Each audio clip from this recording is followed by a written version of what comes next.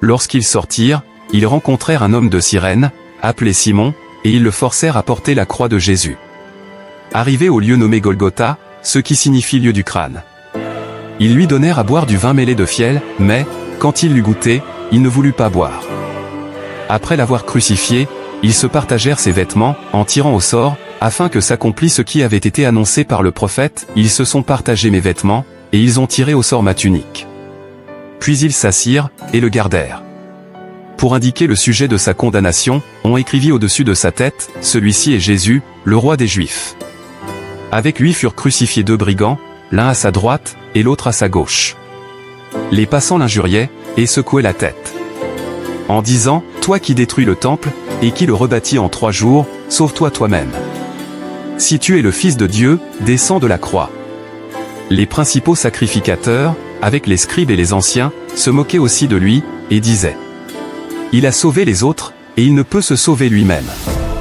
S'il est roi d'Israël, qu'il descende de la croix, et nous croirons en lui. Il s'est confié en Dieu, que Dieu le délivre maintenant, s'il l'aime. Car il a dit, je suis fils de Dieu. Les brigands, crucifiés avec lui, l'insultaient de la même manière. Depuis la 6e heure jusqu'à la 9e, il y eut des ténèbres sur toute la terre. Et vers la 9e heure, Jésus s'écria d'une voix forte, Élie, Élie, lama sabachthani. C'est-à-dire, mon Dieu, pourquoi m'as-tu abandonné? Quelqu'un de ceux qui étaient là, l'ayant entendu, dire, il appelle Élie. Et aussitôt l'un d'eux courut prendre une éponge, qu'il remplit de vinaigre, et, l'ayant fixé à un roseau, il lui donna à boire. Mais les autres disaient, laisse, voyons si Élie viendra le sauver. Jésus poussa de nouveau un grand cri, et rendit l'esprit.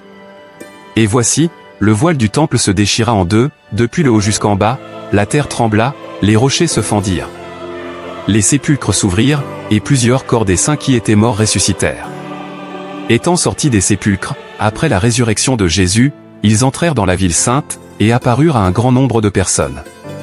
Le centenier et ceux qui étaient avec lui pour garder Jésus, ayant vu le tremblement de terre et ceux qui venaient d'arriver, furent saisis d'une grande frayeur, et dirent, assurément, cet homme était fils de Dieu. Il y avait là plusieurs femmes qui regardaient de loin, qui avaient accompagné Jésus depuis la Galilée, pour le servir. Parmi elles étaient Marie de Magdala, Marie, mère de Jacques et de Joseph, et la mère des fils de Zébédée.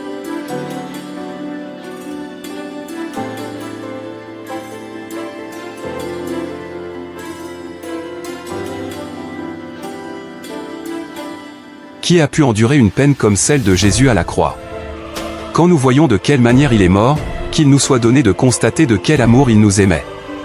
On serait tenté de croire qu'une telle mort, aussi terrible, soit-elle, n'était pas suffisante, au vu de l'amertume et de la terreur ajoutée par ses accusateurs.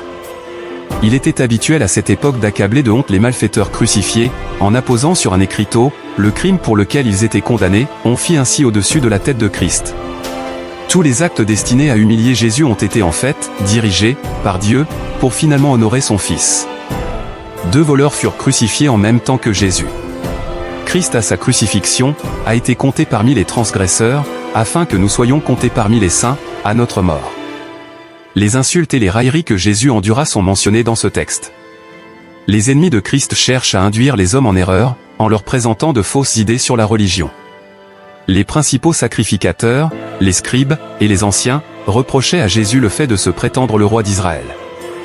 De nombreuses personnes auraient été en faveur de ce roi, s'il était descendu seul de la croix, elles auraient voulu entrer dans son royaume sans qu'il passe par cette tribulation, mais s'il n'y avait pas eu la croix, personne n'aurait reçu la couronne de la rédemption.